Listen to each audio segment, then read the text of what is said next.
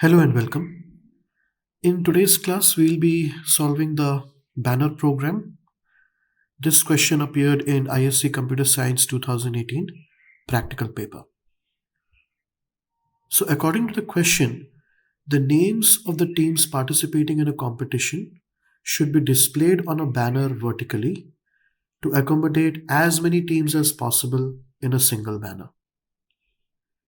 We need to design a program to accept the names of n teams where n should be greater than 2 and less than 9 and display them in vertical order side by side with a horizontal tab with 8 spaces. So the question will be clear with the help of this example. Consider this example. Here n is 3 and these are the names of the teams, and then these names are displayed vertically like this. So this is going to be our output. Here is another example.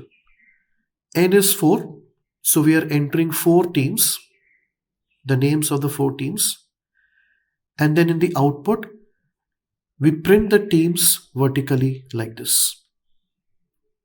And in example 3, when n is 10, the value of n is not in range, and that's why we print invalid input. So that's the question. Let's solve this question. Let's write the program. So here I have created a file banner.java. Let's start writing the program.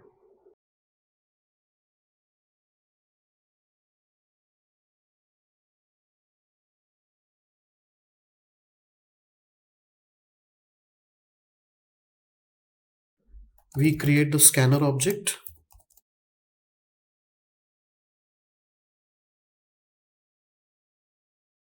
And now we ask for the value of n, the number of teams.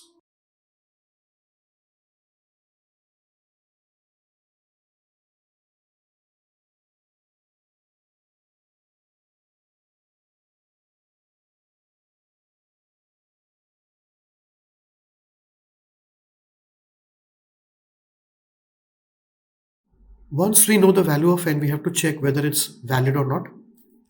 So if n is less than 3 or n is greater than 8,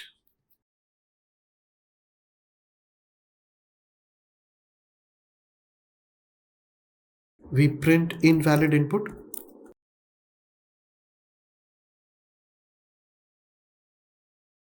And we return from main.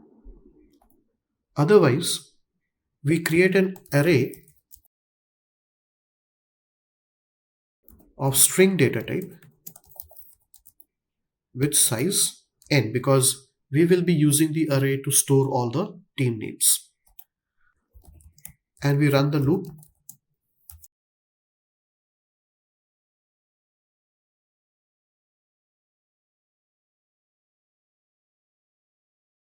To store the names, to input the names from the user. So we give a message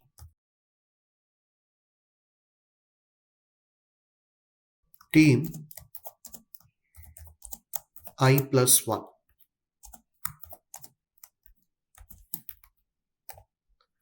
So I is actually the index value here for the array, but when it will display as team 1. It will not display as team 0.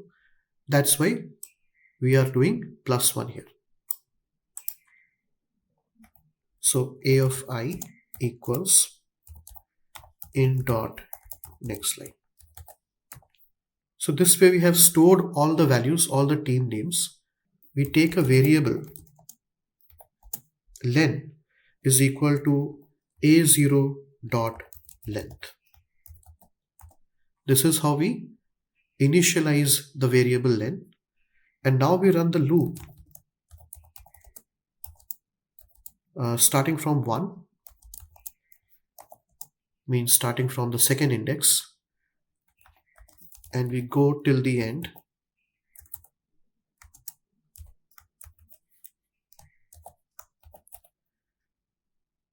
And we compare with the remaining values. So if the length is less than a of I dot length, then in that case, len will take the length of that particular string. So by the end of this loop, we will have the longest length stored in the variable len. Once we know the length of the string, the longest string, now we can start printing the banner. So again, we run a loop.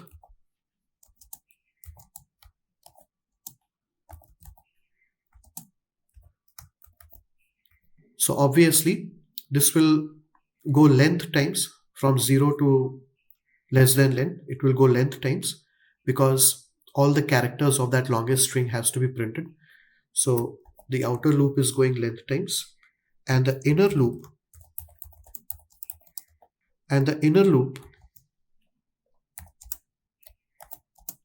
will run according to the length of the array. So a dot length j plus plus, because each and every string's character has to be printed.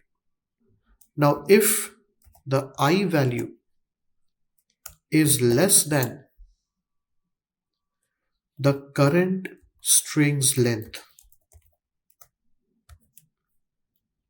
that means we can print the character for that string. So in that case, we write system.out.print a of j dot caret of I, and also a \t for horizontal tab space. Else we print only \t without printing the character. And once this inner row completes, means one full row is complete. So we need to go to the next row, and that's why now we will write system.out.println. And our program is complete. Let's save and run the program. Let's first of all compile the program.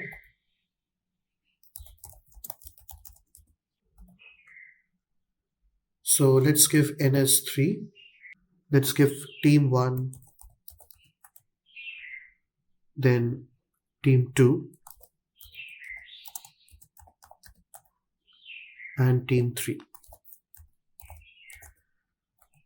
And you can see how vertically the names are getting printed with a gap of horizontal tab. Take another example. Number of teams is 4.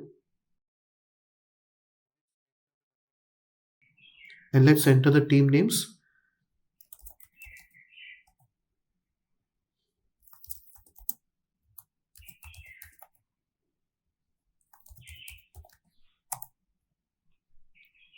So this is how the 4 teams are getting printed vertically. And if you give the value of n as 10, it shows invalid input. So that's all in this class. I hope you have understood how to solve the banner program. Thank you for watching, and see you soon in the next class.